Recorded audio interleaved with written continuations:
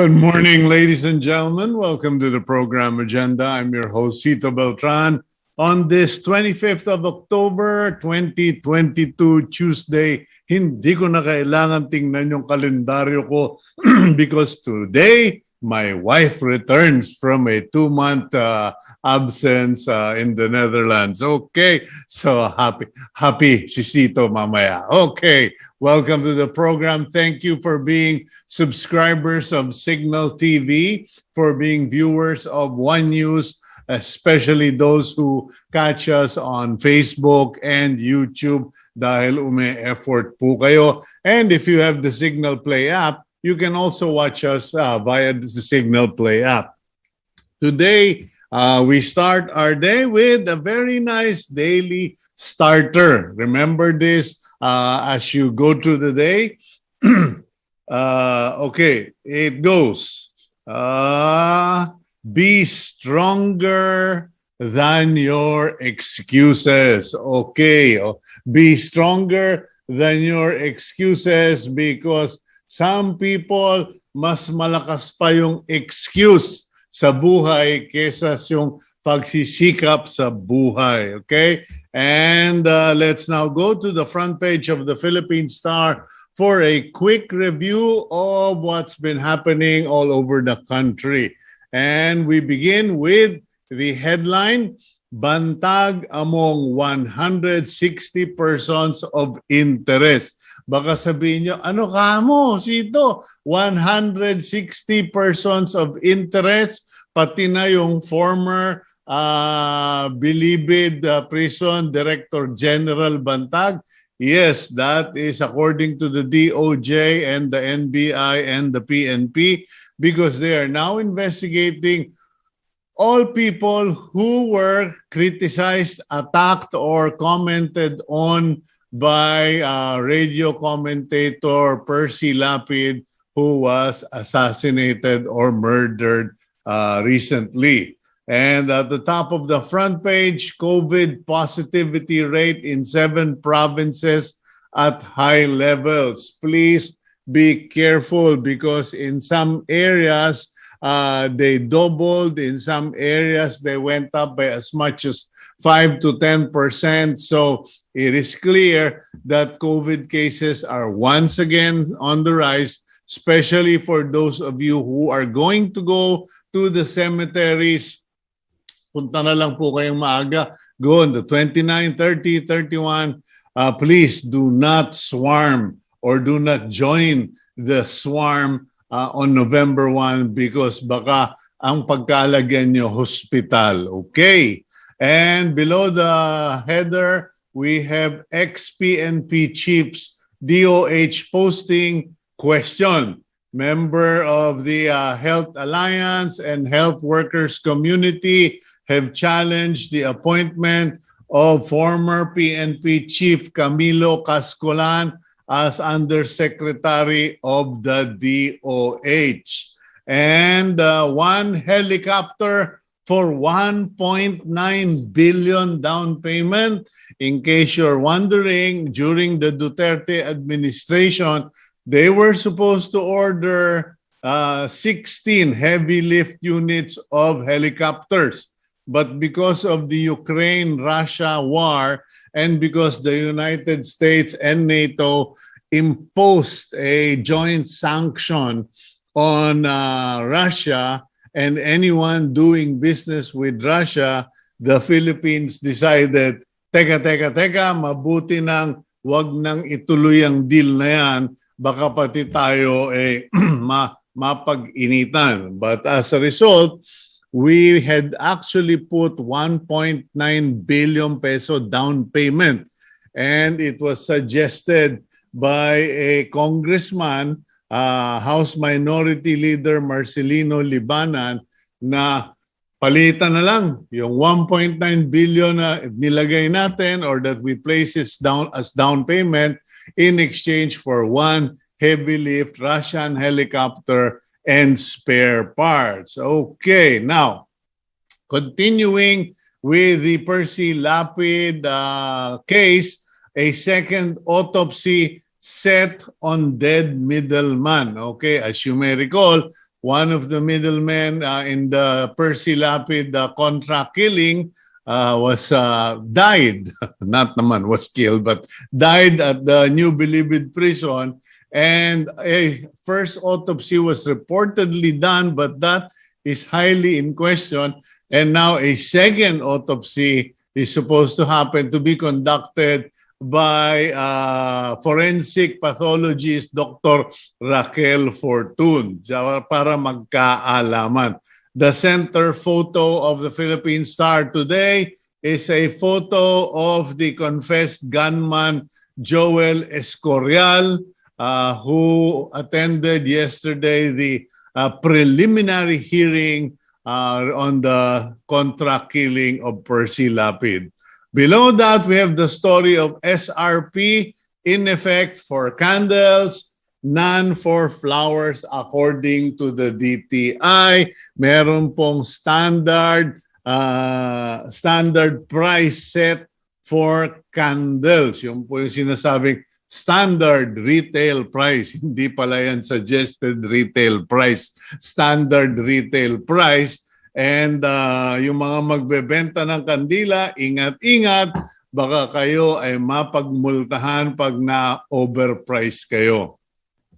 On the left bottom page of the Philippine Star, bottom part of the front page of the Philippine Star, we have a photo of President Marcos and Alliance Global Group CEO Kevin Tan leading the formal inauguration of the and unveiling of the marker of the Township of Mega World's Upper East Project in Bacolod City. So meron na sila sa Iloilo, ngayon meron na sila sa Bacolod.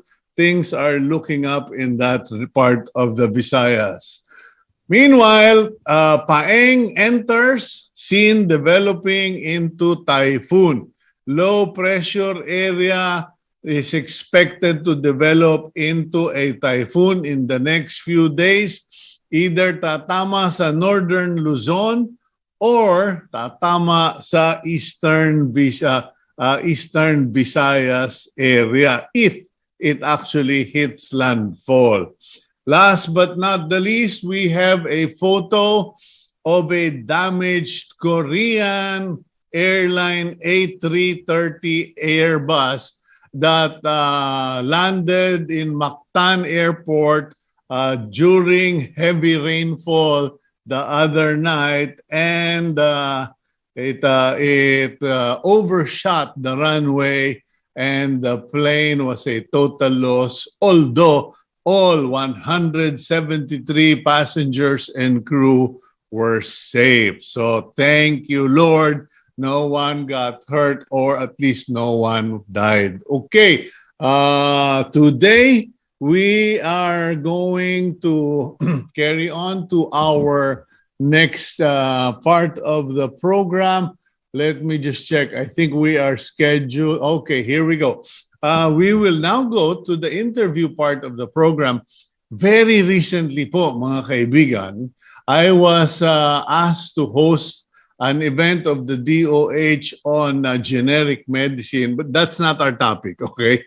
At the Manila Hotel. And I actually stayed at the Manila Hotel after so many years.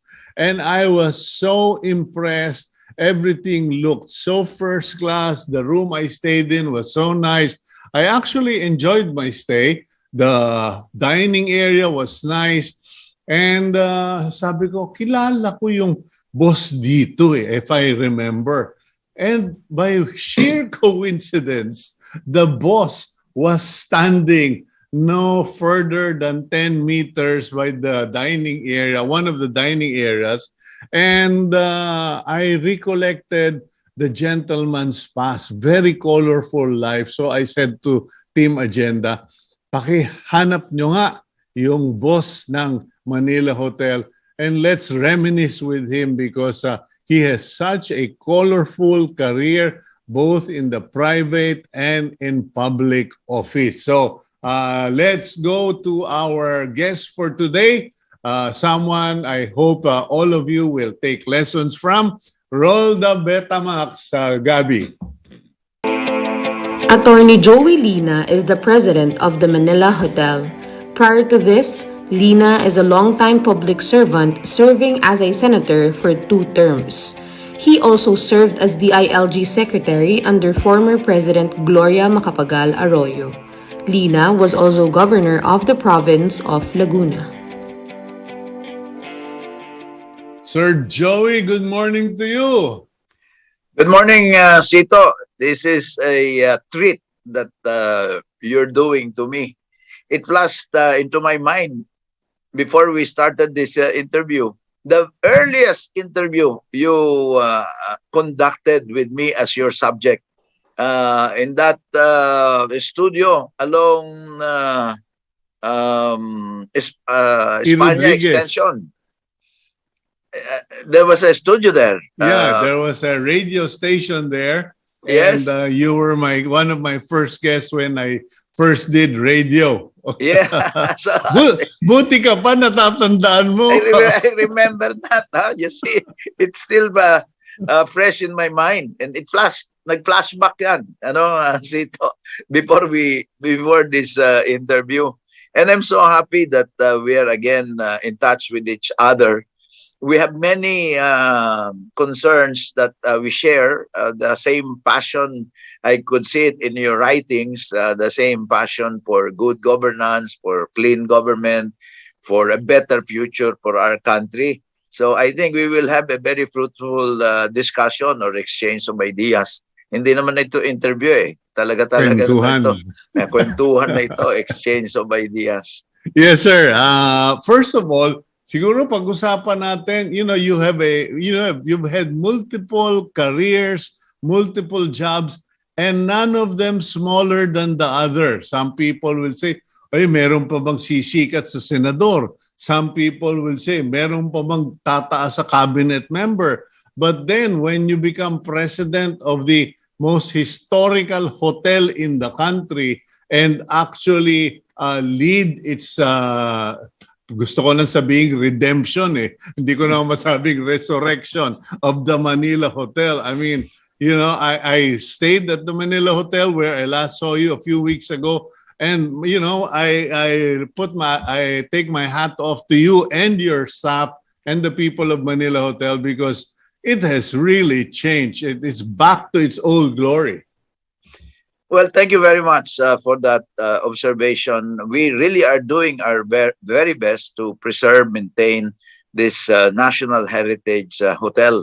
It is our duty to our people, to the Filipino people, that this national heritage hotel is preserved and maintained so that we can all be proud of this part of our history. This is a 110-year-old hotel. This has been a witness to many of the events that happened in our country with the national conventions of government officials, political gatherings, events of private organizations, and many more. The social events, the weddings of so many people here.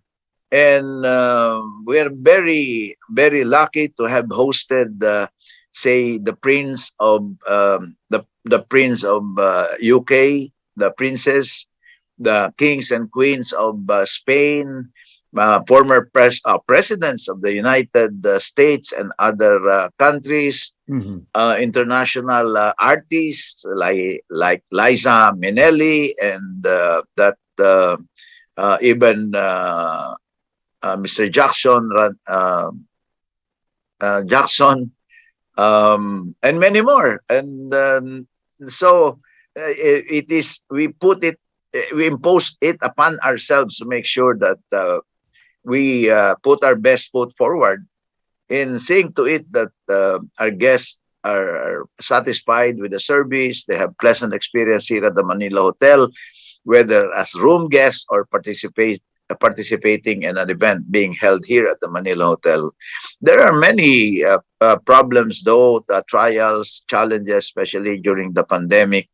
But we were able to overcome those challenges.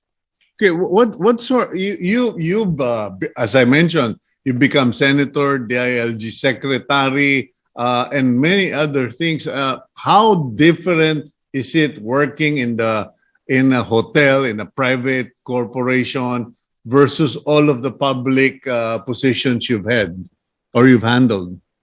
Well, the common ground is the word service. When I was in government, service was the product that we are delivering to the people, and my idea of service is making sure that the people I serve will be satisfied with, for example, when I was a legislator, with the laws that I was able to author and pass, and there were 35 laws that I authored when I was a senator. That's different from those laws that where I was only a co-author, but 35 laws I was the principal author, and I attended to my work as a legislator with passion, with the dedication. And we really work hard. Myself and my staff really worked hard doing the research and making sure that when our bills are presented for deliberation, we were ready to answer all questions. And in fact, many of the things that we said in the Senate and in the bicameral conference committees were quoted. Many of them were quoted in Supreme Court decisions, no? Because the Supreme Court, when they decide on cases, they have to look for the intent of the law. The spirit of the law. The spirit of the law. They have to go through the deliberation, the interpellations, and fortunately, and I would say many of my colleagues at the time were very eminent lawyers and long-time public servants in the likes of Senator Jovito Salonga, Netali Gonzales, Ernie Maceda, Rene Sagisag, Boy Herrera, Bert Romulo, Orly Mercado, Dr. Laurel, Sotero Laurel, and the quality of the work we were able to dish out, it was, I would say, of high quality, and we produced landmark legislations which are easy to understand. I would like to put it that way. Yeah. And until now, they are being applied, and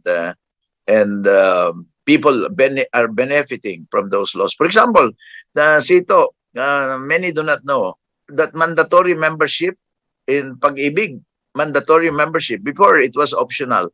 But I took the courage to propose that it become mandatory. And you see, that's the biggest now. I mean, the Pag-ibig fund is the biggest, I think, bigger than GSIS, because it combines both the private sector contribution and also government employees contribution. I was the author of that.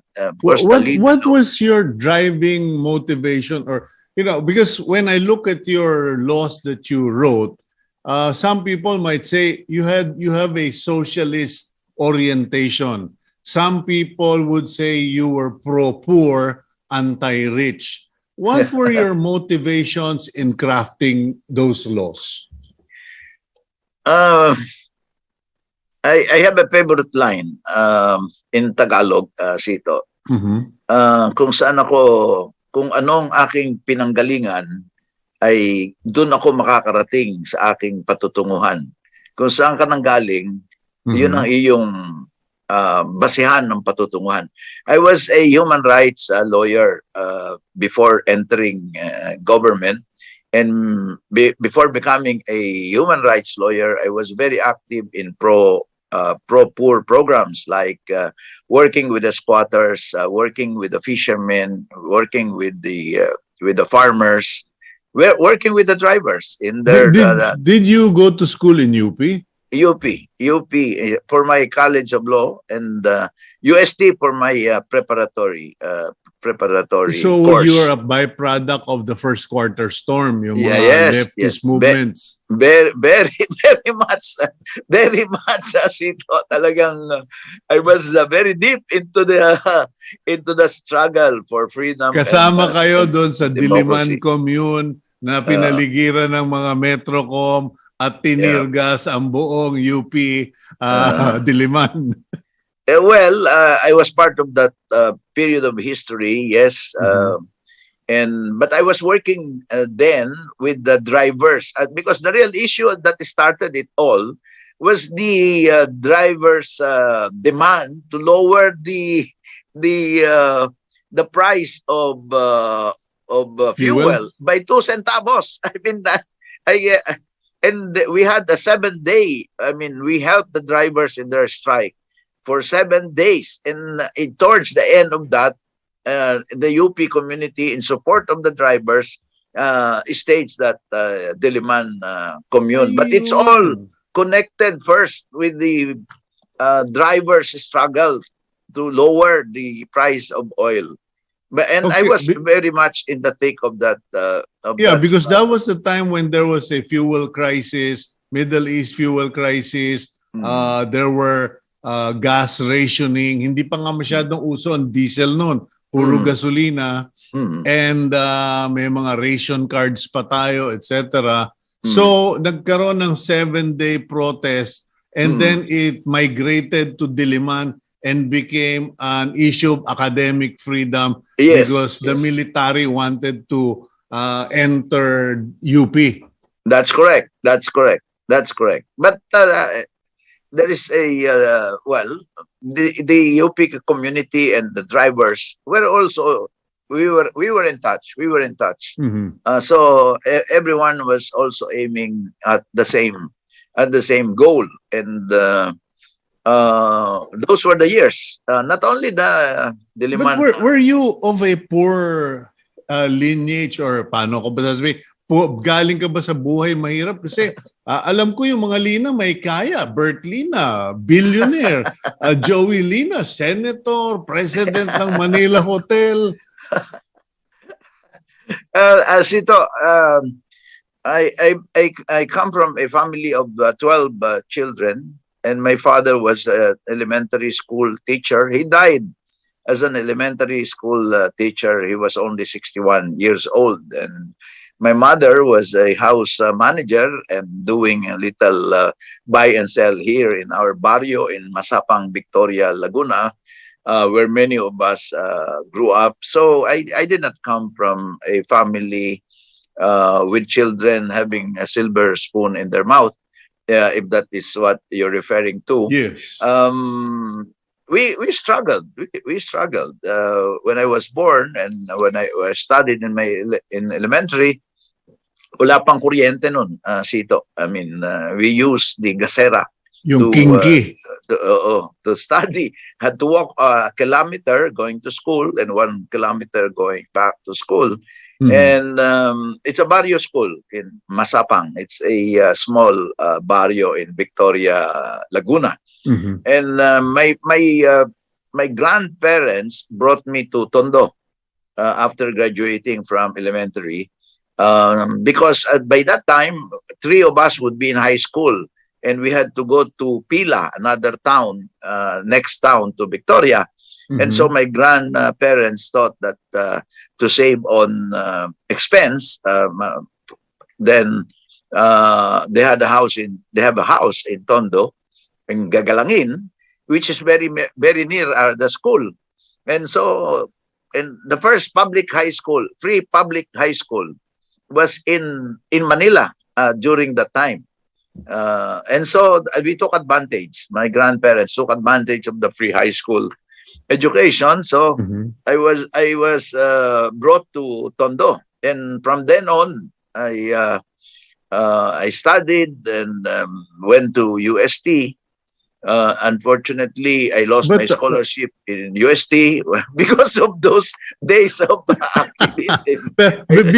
Before we jump into UST, may I ask, what was Tondo like when you were in high school? Because, legends, urban legends was that pag nakatira ka sa Tondo, kailangan magaling kang umilag sa mga pana at saka sa mga okso, sige-sige, etc.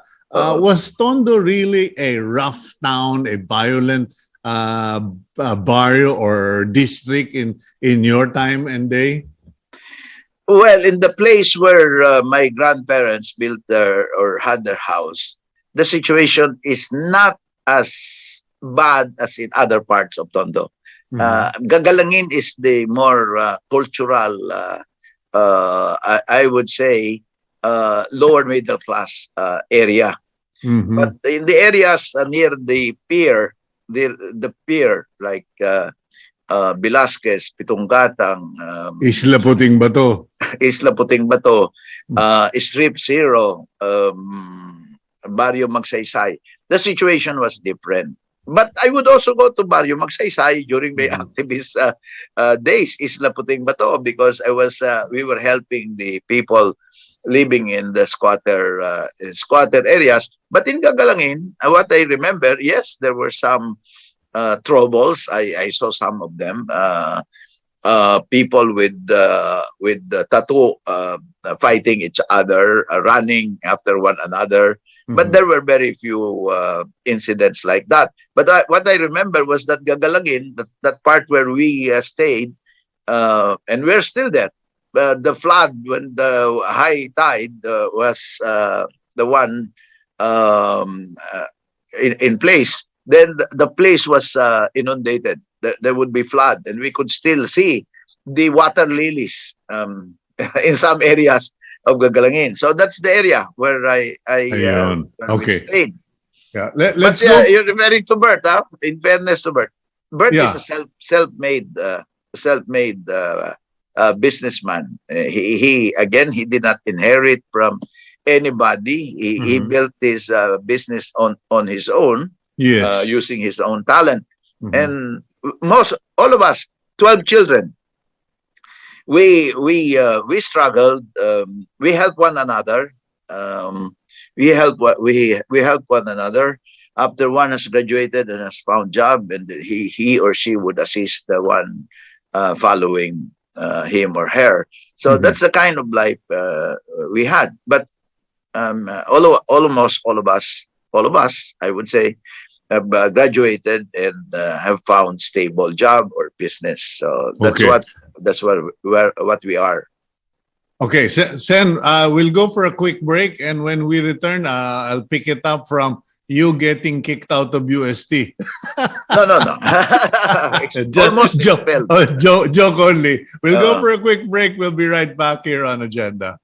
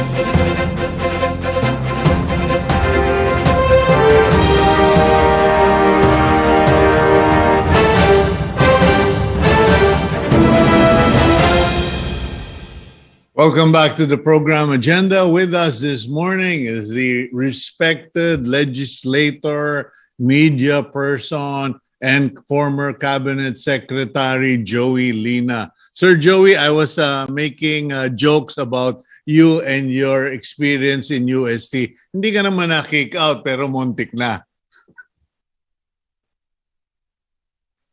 You're on mute again. You're on mute.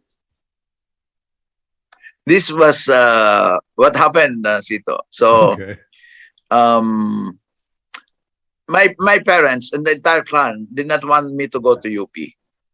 That's on record. I was already about to enroll. I was already having my medical examination, and my uncle heard about it, and I was called by my uncle.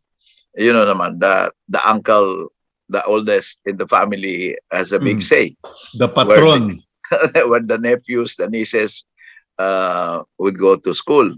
And my uncle was saying, no, magulo dyan sa UP. Maraming aktivista, maraming pang komunista dyan. Huwag ka dyan mag-aaral. You go to UST. And so I went to UST. And after one semester, I was invited to a seminar on Philippine society. And I was so taken by what I learned about Philippine society, the gap between the rich and the poor, and the need to help the poor.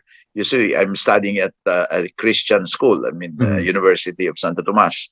To cut the story short, I became an activist. So what my uncle feared most, but that I would become an activist, it happened even when I was in UST. So I became very much involved with the Philippinization movement at the UST, because at that time it was the foreigners who were running the university, and we helped or we moved for the Philippinization of UST, and we succeeded.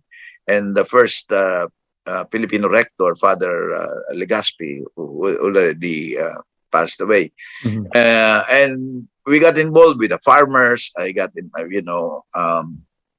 with fishermen. We formed the Kasapi, Kapulungan ng Sandigan ng Pilipinas. Although it's a moderate group, but within the moderate spectrum, it's the most radical of the group.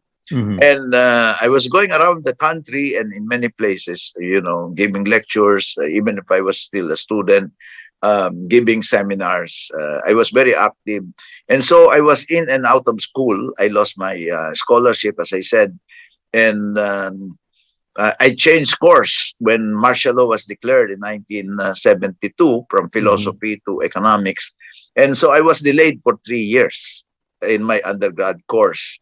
And one time, after when martial law was declared, I decided to go back to school, but when I was looking for my name in the list of students who can enroll, my name is blacklisted, meaning it's blackened. That's what you call blacklisted. It's blackened, so I could not enroll, and so the dean of students who was present. When martial law was declared, he saw me in the student government's office writing manifesto. No? I went to him and said, I could not enroll because my name is delisted. It's blackened. No? And he said, well, your dossier is very high, it's very thick. He was showing my dossier. Yes, Caro, I'm a student leader. I'm an activist, correct. But I'm not a communist. I said, I told him, I just love our country. I'm concerned, and my future seems bleak. So I got involved. But this time, martial law has been declared. There's no more demonstration or rally or any protest action. So I'll go back. Sabi niya, okay, you can go back. You can return to school. But you have to have the endorsement of your dean. And that I almost fell from my chair when the dean of students told me, you have to go to your dean, because the dean was a foreigner, and we were the ones. No. He was a foreign praile. He was the one we were asking to be ousted when we would hold a sit down strike in front of his office. But you see, Cito, that dean, his name is Father Frederick Fermin. Although he was the dean at the time, he was very kind, very liberal, very understanding Mhm. because we didn't know him, but he was like that. And I explained to him that I want to finish my college. I'm not going to be a troublemaker. Without batting an eyelash, he wrote on my application, I guarantee. He wrote it on Wow. the paper, my request to be readmitted. I guarantee. That's what the dean wrote on my paper. So with that, I went back to Yeah. the dean of students. When you saw that on the paper, Sir Joey, I mean, how did that, what went through your mind? Because you were part of those people who wanted him out of the UST. He was a foreigner. You wanted out of the country, etc. And then here's a guy saving your academic future. Wow, I was really so I would say surprised first, but I saw a different man. I saw a different man. That here he is, even if I was the leader of the ouster movement for the foreigners in UST, meaning they have to be removed from being regent or dean. Mhm. But he's a very kind, a Christian, right before my eyes, who understood what I was going through, who understood that a young person can have many dreams, can have many interests to pursue. And I don't know how I would explain it, but there were goose bumps in my body because Mhm. here's a man. I was the leader. I would be shouting right in front of Mhm. his office, delivering speeches, organizing the walkouts. You know, Cito, when Yeah. UST students in Faculty of Arts and Letters would see me walking around, they would already see that as a signal. Walk out tayo, walk out. Nandiyan na si Joey Lina sa labas. You know? So, Okay, uh, but they, you didn't turn out to be, like those hardcore activists. Some of them went to the mountains, some of them went to Holland, some of them are in government, joined the system. How did you end up becoming a legislator or a senator? I mean, that is also one of the reasons why I thought you were, you came from a rich family because, nowadays, if you don't have, 300 million, you can't be a senator. and that's even a small amount. I mean, you're not even sure, even with 300 million pesos, just the propaganda expense Mm-hmm. will take much more than 300. But anyway, so I was able to graduate from UST, Yeah. and thanks to the dean, thanks to the very understanding Dean Frederick Fermin, who I hold in very high esteem, although he had passed away, but I love him very dearly. Other things happened, Sito, with the dean. So when I went back to school, I had to work at the same time Mm-hmm. because I could not rely anymore, or I don't want to rely on my parents or on my brothers and sisters. So I started working. Doing writing job, assistant to managing director. So I was able to finish college. But you see, this dean, after one semester from my return, I went back to him. I showed him my grades. Nagpapalakas ako sa kanya eh. Sito, I showed him my grades. Father, look at my grades. You see, I'm studying very hard. Even if I'm working. Can you give me a scholarship? You know what the dean said? What he did? Half scholarship. Okay, half scholarship. Because one point, ako lang naman, hindi naman ako 1 point below, higher than 1.5. But anyway, so he gave me a scholarship. And then, after another semester, I went back to him. Father, can we organize the Artlets Economic Society?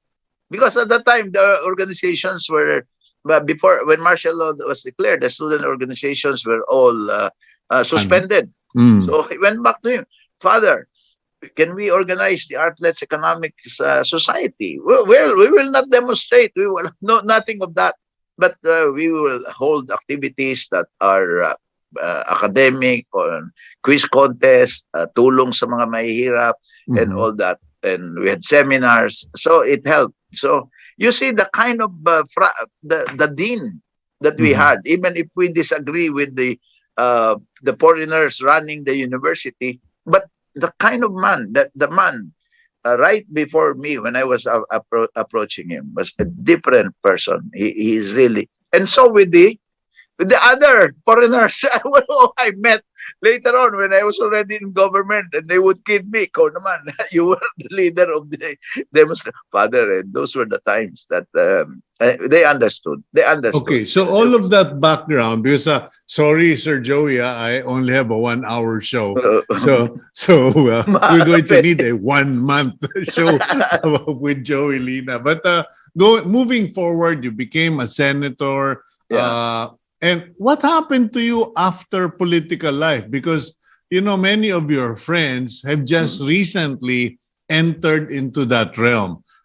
There's, you know, a number of senators who graduated in the last Congress. And parang people are saying, paano na sila? What kind of a life or what will be the challenges of a person who has been in such public presence, suddenly wala ka na. What happened to you? Well, I resigned from government in 2004. That's on my that's the second term of President Gloria Macapagal-Arroyo.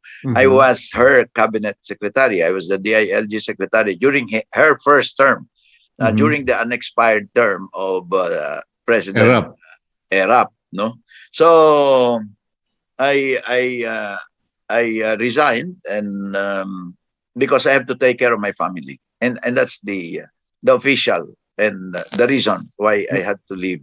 Because when I was DILG secretary, this educational plan, I would mention it, the CAP, College Assurance, it collapsed. And all my savings were just in that educational plan. I have 6 children.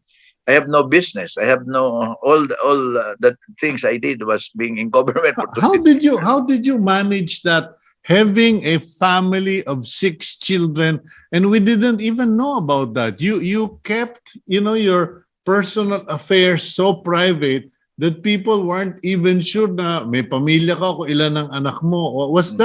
Was that something that you really protected? Kasi, I'm sorry, this is the first time I heard you have 6 kids. Well, yes.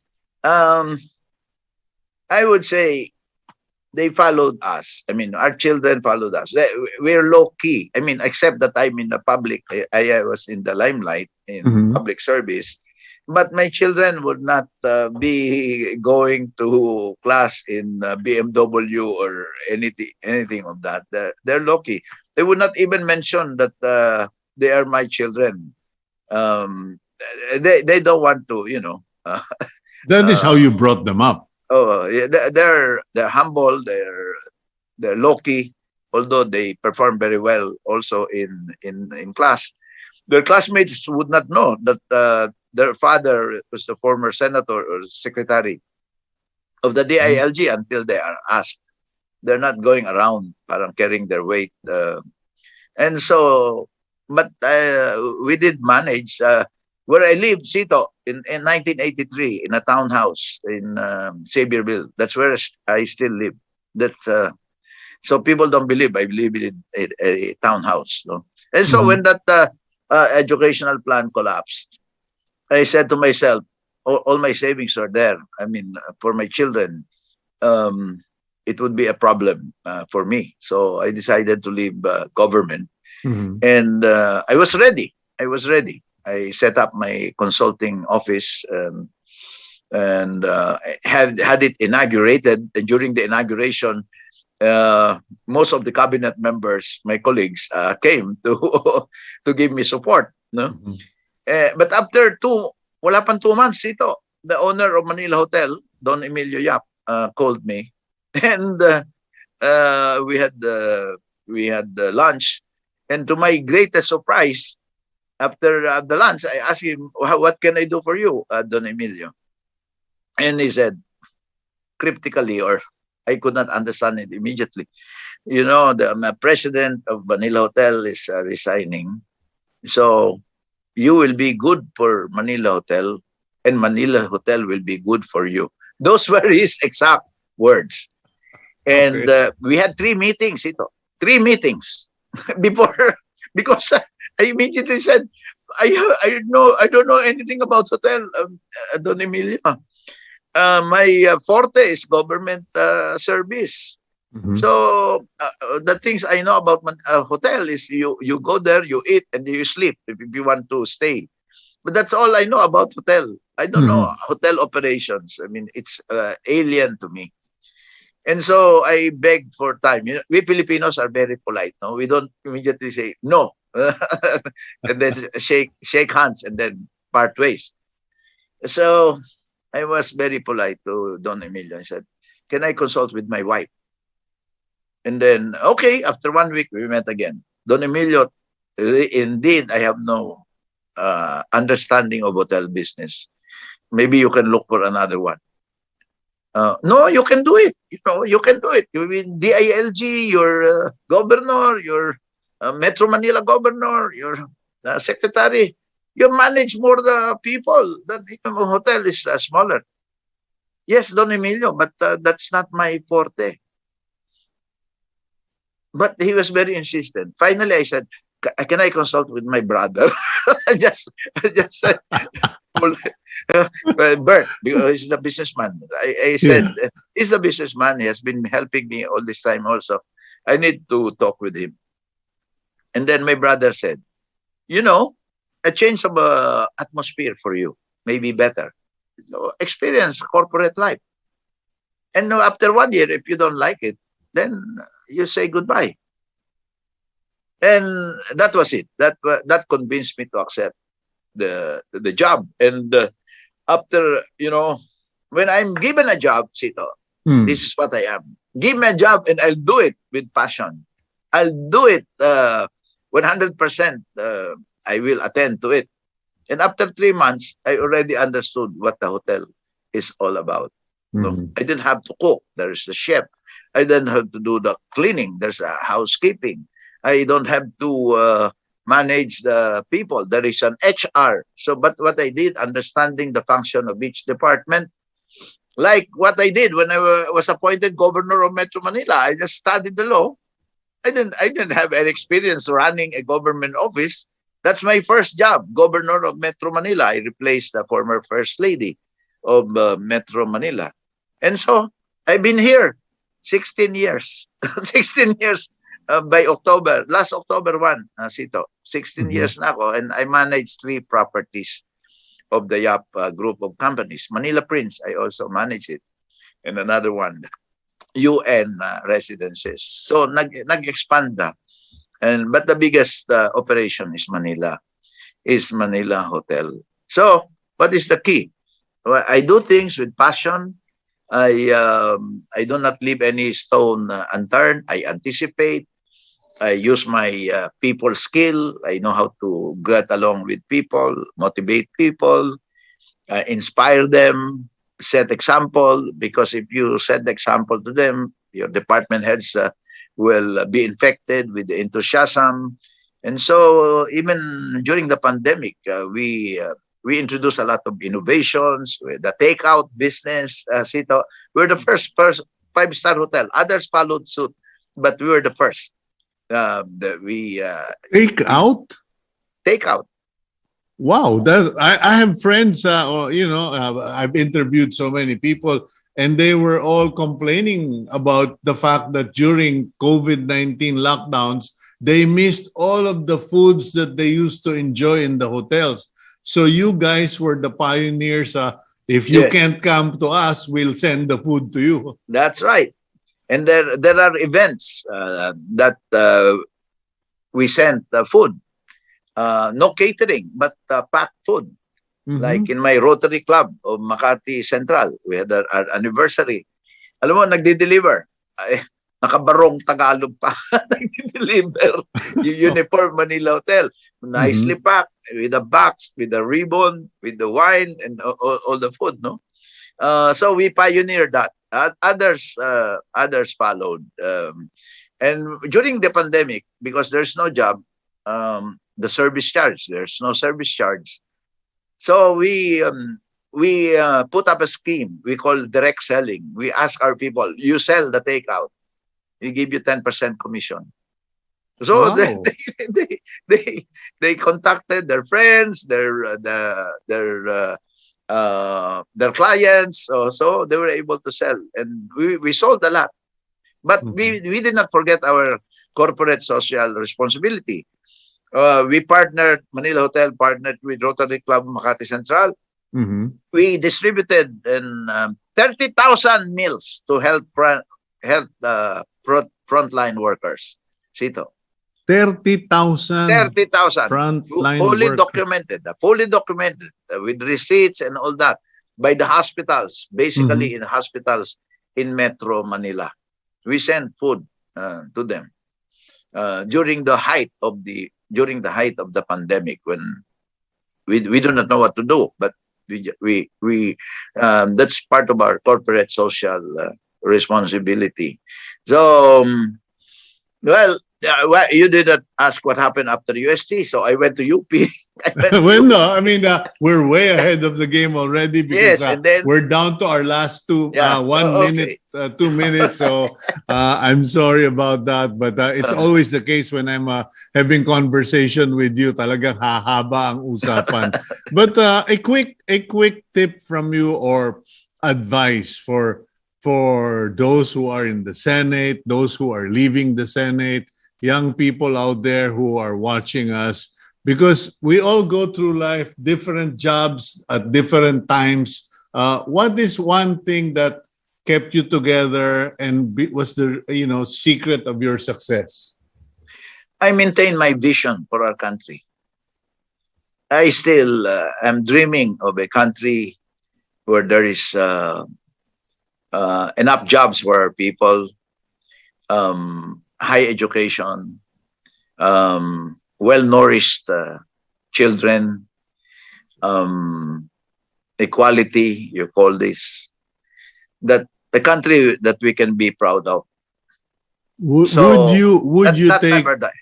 That never never dies. would you take an offer to join the Marcos cabinet if ever came your way? Because apparently there are a lot of people being offered, they reject. There are a lot of people presenting themselves, they are rejected, but you are extremely qualified. Would you consider another run in government? I'm always open, Cito, to an opportunity to serve our people. Material consideration is already not an important thing to think about. But it's the service that one can provide.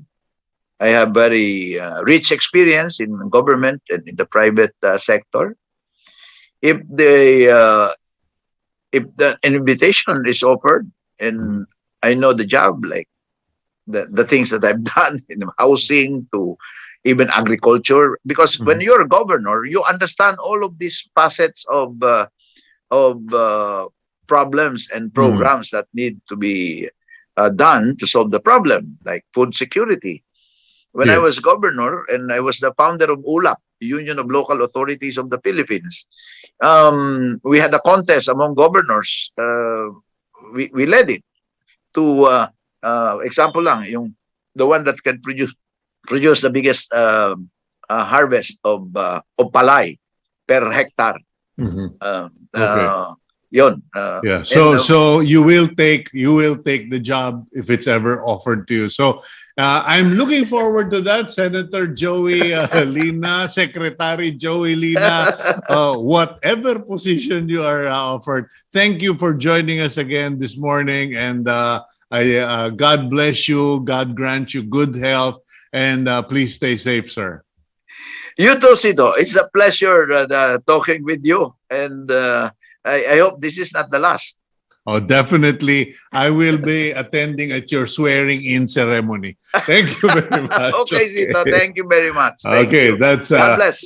That's Sir Joey Lina, president of the Manila Hotel. You should visit the place. It is really so nice. And let's remember all of the contributions Sir Joey has given our country. Let's now go to our blessing for the week.